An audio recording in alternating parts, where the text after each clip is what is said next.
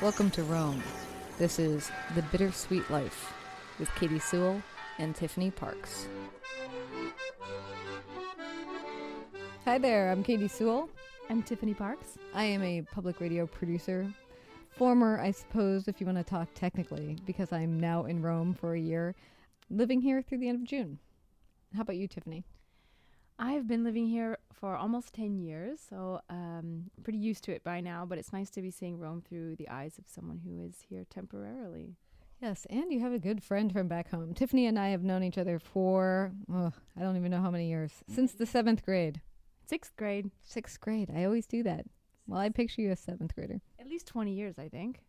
At least 20 years. So that's who we are. We are documenting our experiences being expats, living in Rome, me being very new, Tiffany having been here for a while. Because, as you might have suspected, if you're dreaming about moving overseas, it is both good and bad. Yes, both bitter and sweet, hence our name. So how would I say that living overseas is both bitter and sweet if I was going to say it in Italian? You could say, vivere all'estero e sia dolce che amaro. I like that. That sounds very pretty. And I can't understand a word of it, even though I just asked you what to say. Mainly because I don't speak any Italian. Well, you're learning. You can understand a little bit. I have witnessed that. I can understand a little bit. I can understand how to say bag, because they ask me if I want a bag at the grocery store every day. Pusta. Yes. My comprehension's definitely going up, but my ability to bring those words forward in any sort of a situation is still very low. It takes time. Don't give yourself a hard time. I'm much more likely to say something in Spanish, and I don't even speak Spanish that well. That's completely normal. That's totally normal. To be fair, when I'm in any foreign country, I tend to want to speak in Spanish. So I've been in Southeast Asia saying gracias to people. So, well, what do you think is the most frustrating thing about not being able to speak the language of the country you're living in? I could say a few different things. I think the thing that's the most frustrating to me is not being able to pull off things that I would consider simple tasks back home. For instance, the other day you and I were out walking about, and you needed to buy a new pair of gloves. And that requires a certain level of communication with the shop owner, both in what color you're looking for, what size you're looking for, and wanting to know how much they are. Now, I could probably ask how much they are, but everything else is too complicated for me. All of a sudden, all these very simple things where, I'd love to go get a new hat, but that seems like such a daunting task to me. To even walk in the door and start a conversation with somebody seems impossible. So I've been trying to reframe that in my head as being, it's not that big of a deal. Think of all the money you'll save because you can't do anything. Can't buy anything. It's brilliant. So in that way, I'm choosing to feel that I'm very frugal, but it's all little things like that. Anything you need to ask for becomes a daunting task. I totally get that, but you should see these opportunities as a challenge to improve your speaking skills, because these are the situations in which you will, it's one thing to look at a book or to go to a lesson and have somebody tell you how to say something, but when you're actually physically in the situation and somebody shows you a lamp and says lampada or lampadina, that'll make a click inside your brain because you're actually looking at it in the moment. You're actively living the language in that moment, even if, not perfectly. And so I think you should put yourself out there a little more. The worst thing that can happen is that you look stupid. You know you're not stupid, so who cares if you look stupid, right? But when you can't speak, you feel so stupid. It's true. Like, it is true. I don't know. I'm not sure exactly. I mean, that's another thing that's a challenge, is that you have to not take it to heart. Like, I'm looking now at children and thinking, what makes you so smart? Why do you know this language? And I've voiced that to my husband, because I'm watching like 4-year-olds going around like blah, blah, blah, blah, blah. He says to me, to their credit, they've had 4 years to work on this. But even still, I'm looking at children and I'm jealous of them. And I'm like, they're smarter than I am. They know how to interact with people. And it's also changed my view on dogs. Now I look at dogs and I think, dogs don't know what we're talking about. You know what I mean? Like, how could they possibly know what we're talking about? You kind of put yourself in their shoes for a second.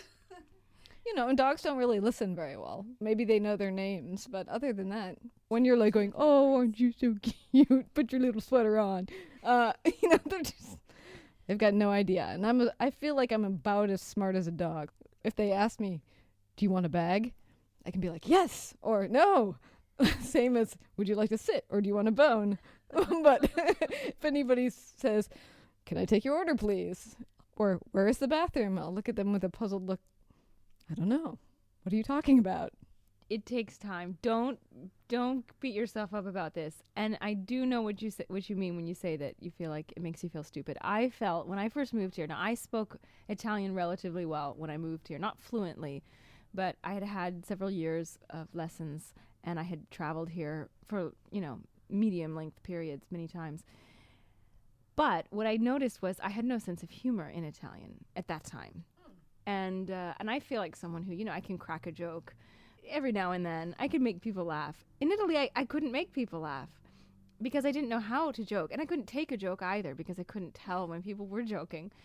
And what it does is it messes with your sense of identity. If you identify with being a smart person and all of a sudden you can't speak, it's hard. It's difficult. If you identify with being a funny person and all of a sudden you don't know how to make a joke, it can be very difficult. So I definitely understand. Well, that is a whole nother point.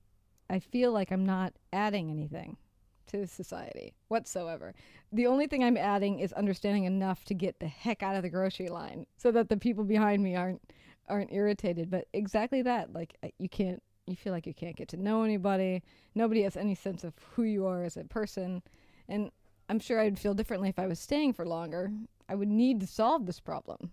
But Derek's trying to make me feel better. Derek is my husband, by saying things like, even if you never learn Italian, what's it going to benefit you when you get home? You're never going to use it again. So if you don't use it this year, hey, no big deal. That may be true, but I think that learning a new language always has benefits, even if they're not super concrete benefits. So I would challenge you to try and to maybe get a language partner. That's what I would do. I would get a girl who speaks Italian, obviously a native Italian speaker, who wants to do Italian-English exchange. This is something that people do a lot. It's very easy if you're the English speaker, because your language is more in demand. You get together for a coffee for an hour or two. You speak half the time in English. You don't have to give her a lesson. You just correct her mistakes, and then she does the same for you. I think that would be a good way. That is a good way, except I can't form an entire sentence. Do I have to be able to form an entire sentence before this exchange occurs? I don't know. Because you were too advanced by the time we got here. Well, let's go back to you. How did you end up finding that you could have a sense of humor in Italian? I think it happened when I was dating a guy named Mirko about, I don't know, I guess 6 or 7 years ago. I'd been here for 2 years, maybe a year and a half or 2 years. And I was dating this guy who was kind of a jokester, funny. I think spending a lot of time with him, I sort of started to pick up on the Italian sort of sense of humor. And I remember very, very clearly one day I was hanging out with him and I think his mother, and I made some joke. I can't remember what it was now. And I stopped and I just felt so pleased. And I said, I made a joke in Italian. And he was very proud. And that was the beginning. And I never looked back. So are you a funny person in Italian? I don't know if I would use the word funny. I think I'm definitely a person who can crack a joke every now and then. But I wouldn't say it comes naturally, no. You've been here, you're in your 10th year. So does that mean that you would consider yourself a perfect Italian speaker at this point? I don't think anyone who starts to learn a language after the age of 12 can never really reach perfection. Maybe you can after a lifetime, but I don't feel that I speak perfectly at all. I know I make mistakes. I would say as close to fluent as you can get without having started learning when you're really, really young, but not 100% perfect. And definitely my accent is good, but it's not. Most people can tell when I speak. Even if I were to say something perfectly, most people can tell anyway that I'm not a native speaker. Do you know you make mistakes because other people tell you you make mistakes, or are you able to identify the fact that you made a mistake? Both. Sometimes I don't notice and someone corrects me. Not my husband. He never corrects me. Not because he's trying to spare my feelings, because he thinks it's funny when I make mistakes. which is very sweet. And sometimes because I realize it and I correct myself afterwards. And I've done the, buonasera in the morning. So, and that's a bad accent, by the way.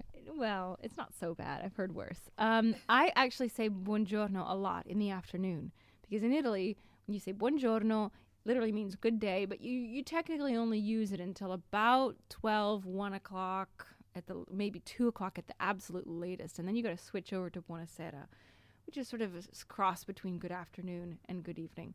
So I definitely have done the 7 p.m. buongiorno, and people look at me like I'm an idiot. So don't worry, you're not alone. Okay, so I want to ask you, I mean, obviously now you live in Rome and you're married to an Italian man. And an Italian man who, yes, does speak some English, but he has more work to go than you do. Yes. So most of the time you speak in Italian to one another. Mm-hmm. And in fact, when we first started dating, his English was very basic, and it's really improved since we've been together.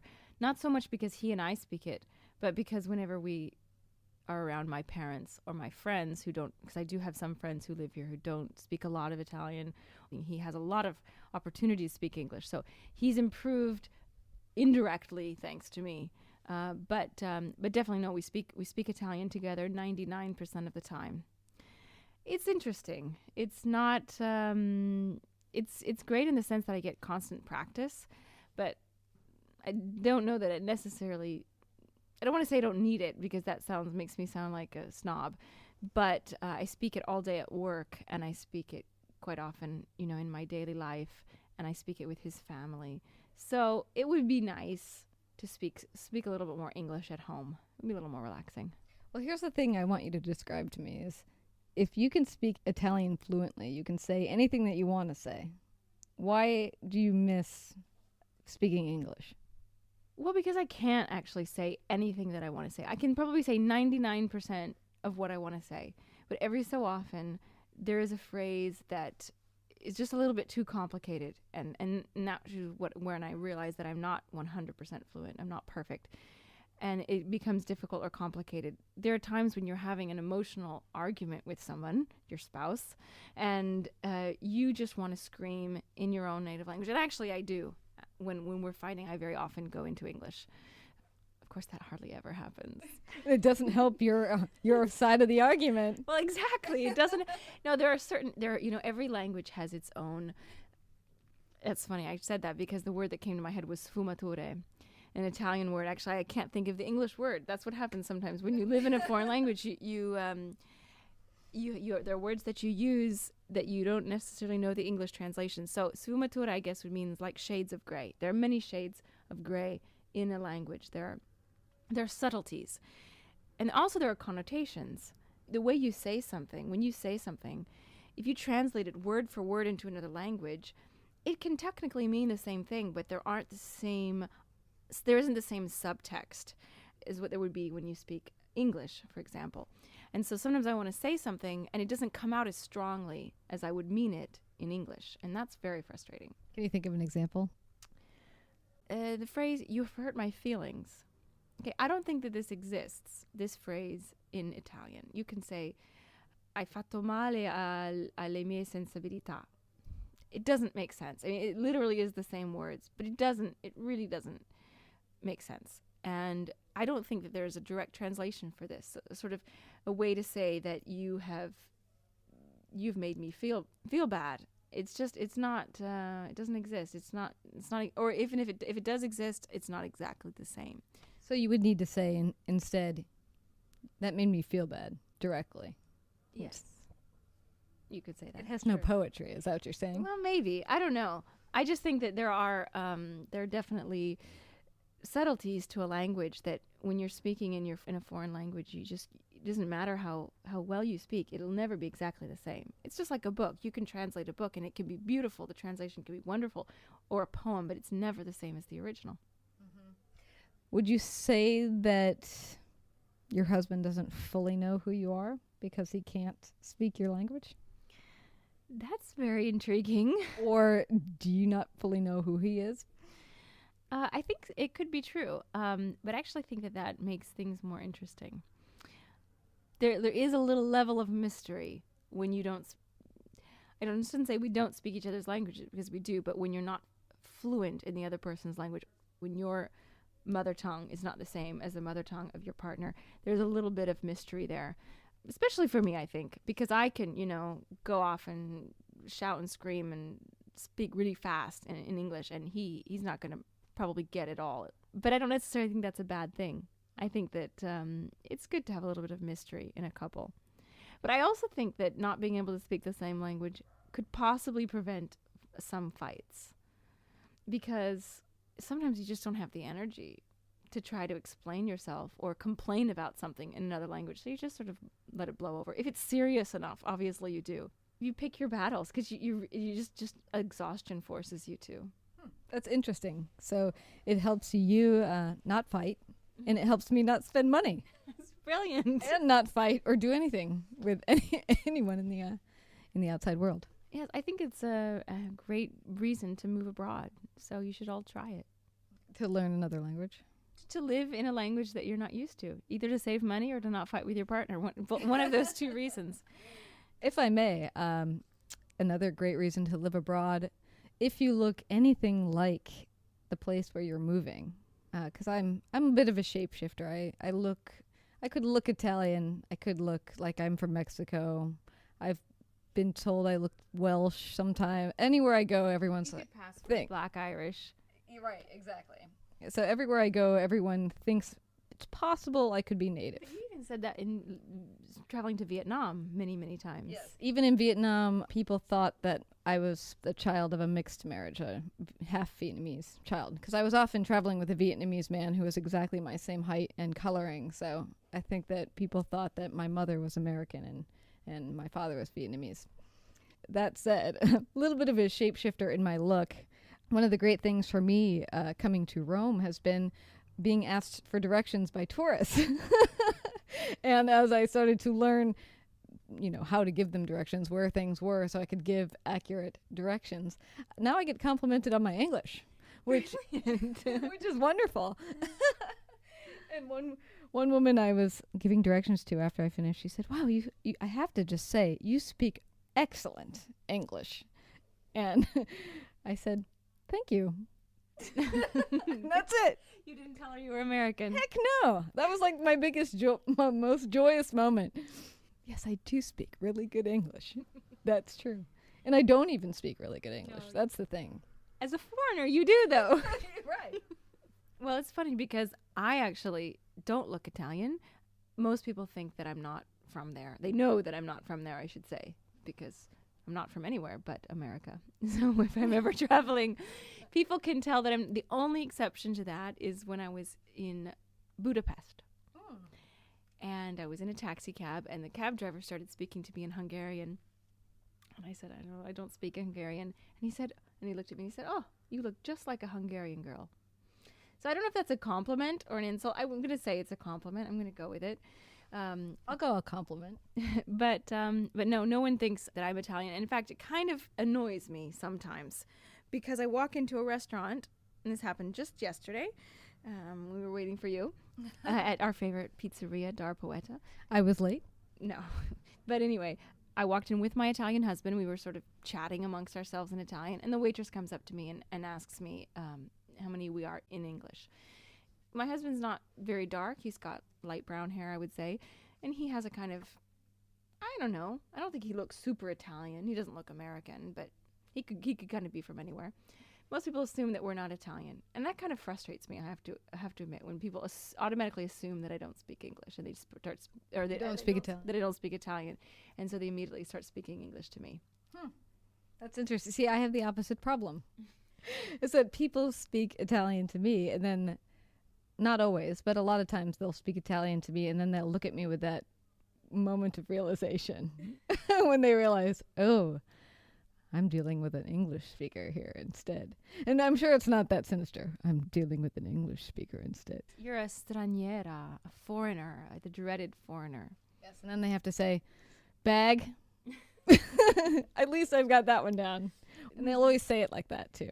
I always feel like I've let somebody down. So in that way, I should learn to speak so I don't let anyone down. And who cares if I let anyone down? Who cares? You learn to speak for yourself. So you're going to be speaking Italian for the entire rest of your life. That said, if you're slightly tired by the fact that you have to live in Italian all the time now, how are you going to be 20 years from now? Well, first of all, it's not necessarily for sure that I'm going to live in Italy for my entire life.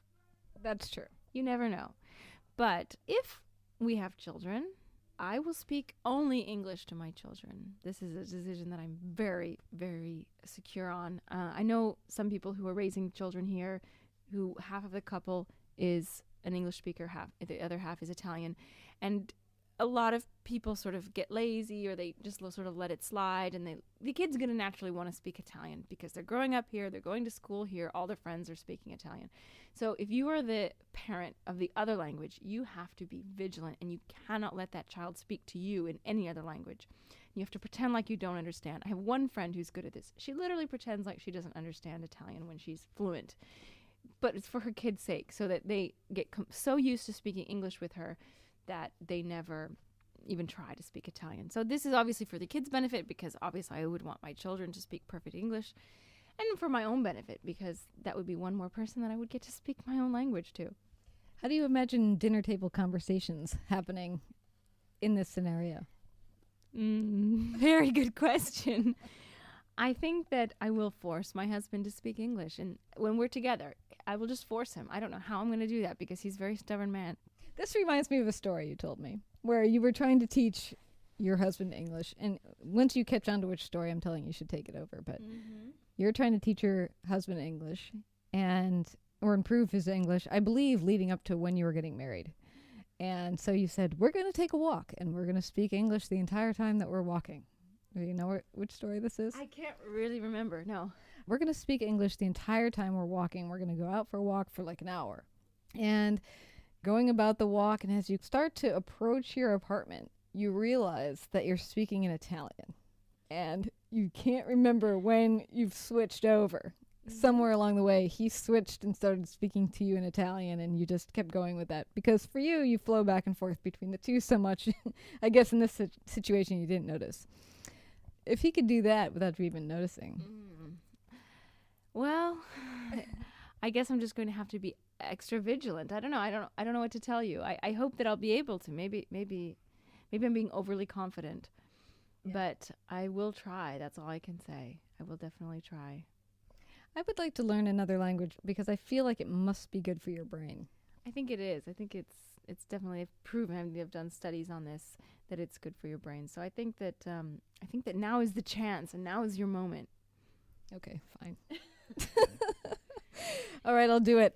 Tonight I'll actually do those pages in the workbook that you marked, 2 weeks ago for me to work on? That was 2 weeks ago. I will say one thing wonderful about being able to speak a foreign language is you sometimes, like that moment, which I don't even remember, that you were telling me, you sometimes don't realize what language you're speaking. And I'm not going to say this is necessarily a good thing, because you should be maybe paying more attention, but it's very interesting to think that, especially when you're just starting out and you're just starting to learn a language. I remember very, very well when I was just starting to learn Italian long before I moved here. The fact that now it's so natural to me that I can speak it without even noticing, or I can remember a conversation I've had with someone, but I can't remember what language we had the conversation in. It's pretty amazing. That is pretty amazing. Well, we had this one in English, and we're going to leave it there. Next time, we'll be back in Italian. Right, Katie? Buonasera. Buonasera. We welcome your questions and your feedback. Reach the show by emailing bittersweetlife@mail.com. That's bittersweetlife@mail.com.